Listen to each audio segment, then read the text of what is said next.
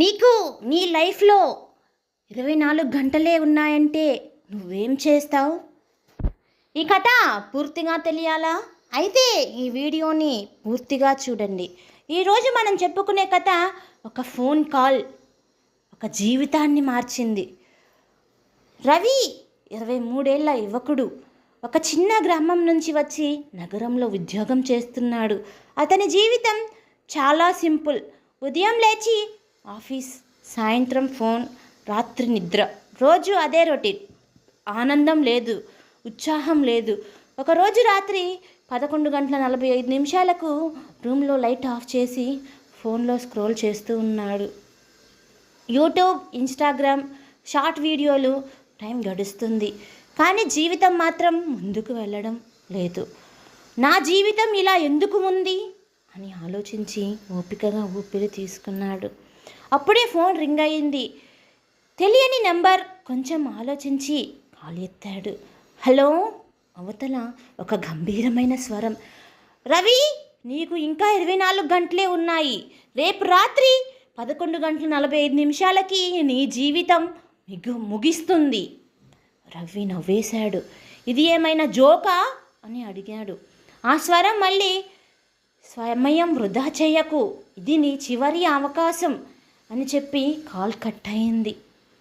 మొదట రవి సీరియస్గా తీసుకోలేదు. కానీ కొద్దిసేపటి తర్వాత ఇది నిజమైతే అని ఆలోచన వచ్చింది. గుండె వేగంగా కొట్టుకుంటుంది. నిద్ర రాలేదు. గడియారం వైపు చూస్తూ ఉన్నాడు. 11:50, 12:30. నా జీవితం ఇక్కడితో ముగుస్తుందా అని భయం మొదలైంది. ఉదయం లేచాడు. అద్దంలో తన ముఖం చూసుకున్నాడు. నేను ఇలా ముగియాలా, లేక నా చివరి రోజును అర్థవంతంగా మార్చాలా? వెంటనే ఒక నిర్ణయం తీసుకున్నాడు. ఇప్పటి నుంచి ఒక్క సెకండ్ కూడా వృధా చెయ్యను. చాలా రోజుల తర్వాత ఇంటికి వెళ్ళాడు. అమ్మ వంటగదిలో ఉంది. అమ్మా, అమ్మా, ఏమైందిరా, ఇంత సడన్గా వచ్చావు?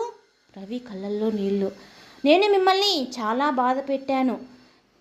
అలాగే నిన్ను చాలా ఇష్టపడుతున్నాను, కానీ ఎప్పుడూ చెప్పలేదు. సారీ అమ్మా. అమ్మా ఆశ్చర్యపోయింది, కానీ నవ్వింది. ఏమైందిరా? నాన్న దగ్గరికి వెళ్ళాడు. నాన్న, మీరు నా కోసం చేసిందంతా నాకు తెలుసు. Thank you. నాన్న మౌనంగా అతని భుజంపై చెయ్యి పెట్టాడు. తన ఫ్రెండ్స్ అందరికీ కాల్ చేశాడు. నేను ఎప్పుడైనా మీకు బాధ కలిగిస్తే సారీ. మీరు నా జీవితంలో చాలా ముఖ్యమైన వారు. కొంతమంది నవ్వారు, కొంతమంది ఎమోషనల్ అయ్యారు.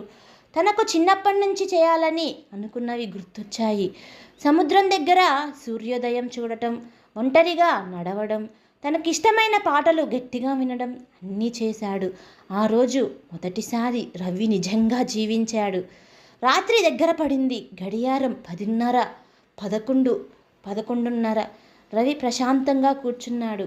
ఇప్పుడైనా నేను నా జీవితాన్ని నిజంగా జీవించాను, అంతే చాలు అని చిరునవ్వు నవ్వాడు. 11:45 ఫోన్ మళ్ళీ రింగ్ అయ్యింది. అదే నెంబర్. హలో అని ఎత్తాడు. అదే స్వరం. రవి, ఇప్పుడు నీకు అర్థమైందా జీవితం విలువ? నీకు 24 గంటలు మాత్రమే కాదు, ఇంకా చాలా సమయం ఉంది. కానీ నువ్వు ఈ రోజులాగా జీవిస్తేనే జీవితం అర్థవంతం అవుతుంది అని కాల్ కట్ అయింది. మనకు సమయం చాలా ఉందని అనుకుంటాం. మనమే మన జీవితాన్ని వృధా చేసుకుంటాం.